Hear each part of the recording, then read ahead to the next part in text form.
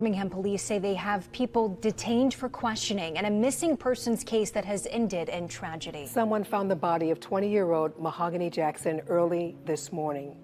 In her 20 years of life, Mahogany Jackson, also known as Hatch, embraced the joys of motherhood while reveling in the simple pleasures of socializing, having fun, and experimenting with her ever-changing hairstyles.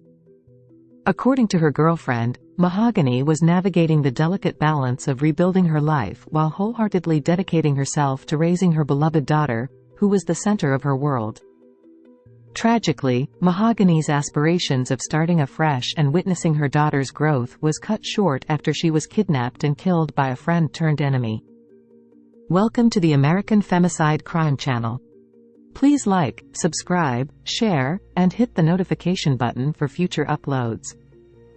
A friendship that once thrived turned sour, culminating in a fateful encounter on Saturday, February 24, where Mahogany found herself embroiled in a physical altercation. What began as a disagreement escalated into chaos as others, including men, joined the melee. Following the altercation, Mahogany was forcibly taken by the group to Serenity Apartments in Birmingham, Alabama. Despite the harrowing ordeal, Mahogany managed to reach out to her sisters and mother, pleading for help through phone calls and Facebook messages, disclosing her location and urging them to contact the authorities. Frantically, Mahogany's mother, Gail Maddox, accompanied by law enforcement, rushed to the designated location, only to find her daughter's absence. Despite claims to the contrary by Mahogany's former friend, who alleged she had left the premises by 2 a.m., Gail remained steadfast in her knowledge of the truth, having received a missed call from Mahogany at 7:46 a.m. Tragically, on Monday morning, February 25, a passerby made a grim discovery: a lifeless body concealed beneath a mattress. Police later confirmed the victim's identity as Mahogany Jackson, who had succumbed to a single gunshot wound. Joining me tonight for this press conference is BPD Police Chief Scott Thurman, along with Deputy Police Chief of the Detective Bureau, Sheila Finney, and members of our homicide team who work hard each and every day to bring justice like this case we're announcing tonight. Tonight you will hear from BPD Police Chief Scott Thurman about an update in the Mahogany Jackson homicide investigation. And at this time, Chief Scott Thurman.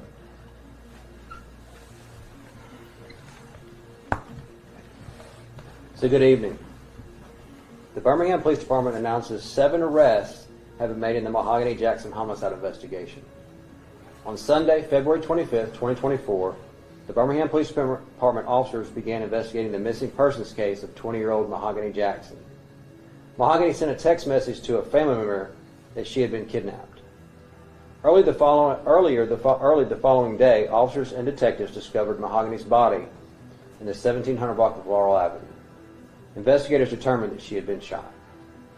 With assistance from the community, detectives were not only able to locate Mahogany Jackson's body, but detectives took 7 suspects responsible for Mahogany's murder into custody within 48 hours of this investigation. On Wednesday, February 28, 2024, detectives were able to obtain arrest warrants for the following suspects: Giovanni Clapp, black female, 23 years of age. She is charged with felony murder, kidnapping first degree, sodomy first degree, and assault second with injury. Blair Green, black male, 25 years of age, of Birmingham, is charged with felony murder, kidnapping first degree, and sodomy first degree. Tasia Lewis, black female, 25 years of age, of Birmingham, is charged with felony murder, assault second, injury with a weapon. Francis Harris, black male, 25 years of age, of Birmingham, Alabama, is charged with capital murder, sodomy first degree, and capital murder and kidnapping first.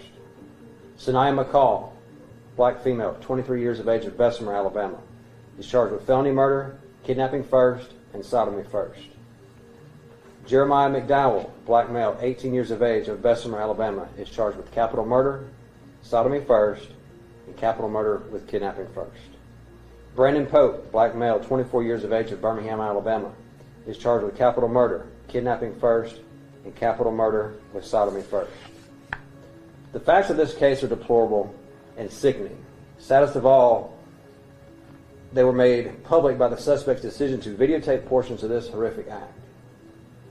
We hope to shield Mahogany's family and friends by withholding specific facts surrounding the investigation. However, we have determined that Mahogany was a victim of sexual assault with murder and kidnapping. Recently, Mayor Randall Woodfin and the Birmingham Police Department have urged the public assistance to help the Birmingham Police Department investigate violent acts such as these described in this case. In Birmingham, you answered the call. It's hurtful to know that 7 individuals could participate in such vile acts, but this case highlights the strength and the effectiveness of the partnership between the Birmingham Police Department and our community, as 7 suspects are now behind the bars and will soon be in custody of the Jefferson County Jail with no bond. And I'll tell you, as many of you know, I served a number of years in the homicide unit. And this is undoubtedly one of the most heinous acts I've seen in my career. It's absolutely disgusting. And I'm very thankful to the men and women of the Birmingham Police Department who've worked tirelessly for many days and very long hours to bring resolution to this particular case and get these individuals off the streets of Birmingham. And I also want to highlight the assistance of the citizens of Birmingham who came forward and gave us information that led to the arrest of these individuals. I can't thank them enough.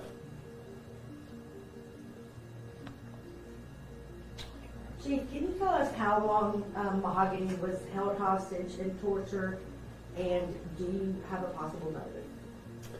I will say that all of these individuals were acquaintances, that they were not strangers to one another. As far as an exact time of how long she was held, I don't have that information.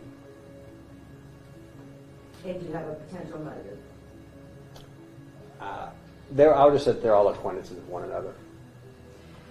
I know on early Monday morning, you all went out there with the family to go look for her. What happened during that time? Were you all able to find her? Or clearly not at that moment, but what happened? How did you... Well, Monday's when we found her body. You know, Sunday's when we got the information about the fact that she had been kidnapped and began a search to try and locate her. It was in the early hours of Monday morning that we received information that led us to where her body was, so we were able to recover and begin a homicide investigation at that point. So in no way you all made it to the apartment complex that was in question? We had been to that apartment complex on Sunday, yes. So what happened there? Did you make contact with any of the We did suspects make contact at the with time? someone. We did question some individuals. What came of that conversation? One of those individuals is charged.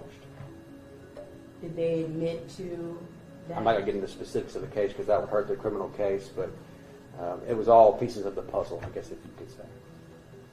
And how do situations like these work with her texting her family members saying she was being hostage or asking them to send the police? And you go to this apartment, can you just go in? Is that probable cause? Like, how does that work? So we have to look at the totality of circumstances. Each case is different, has a different set of facts. We have to look at what we've got. And then, there's different ways, whether we need to obtain a search warrant, we can gain consent, or, as you kind of alluded to, if the facts are just egregious enough, then we could go in and make sure no one's in danger. So of the 7 people, have most of them been compliant and talking to detectives who have been working on this case? There again, that's something that will need to come out in court. You know, that's part of the criminal case. Chief, how exactly did the public assist in identifying these suspects, and are you confident that these are all of the suspects involved? I am very confident that this is all the suspects.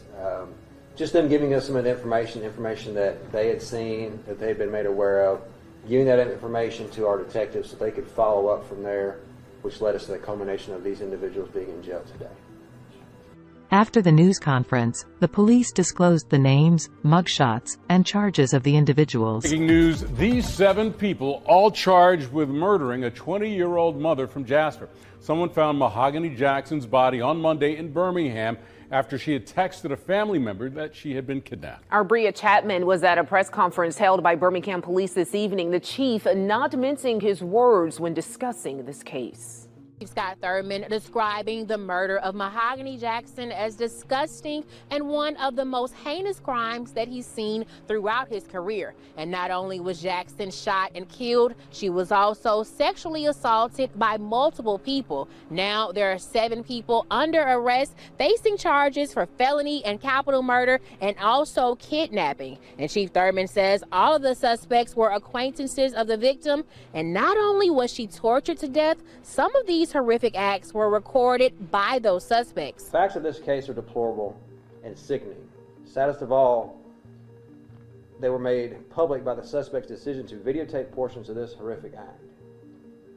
We hope to shield Mahogany's family and friends by withholding specific facts surrounding the investigation. However, we have determined that Mahogany was a victim of sexual assault with murder and kidnapping.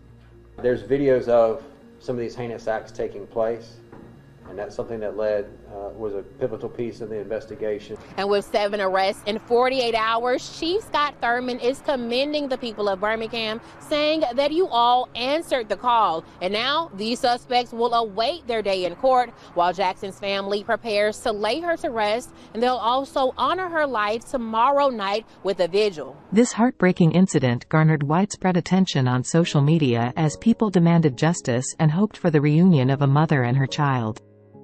Despite the tragic outcome, the family deeply appreciates the public's support, condolences, and assistance during this difficult time. As the legal proceedings unfold and the 7 individuals await trial, let us continue to keep the family and friends in our thoughts and prayers. A candlelight vigil is scheduled for Hatch on February 29. May Mahogany Jackson rest in peace.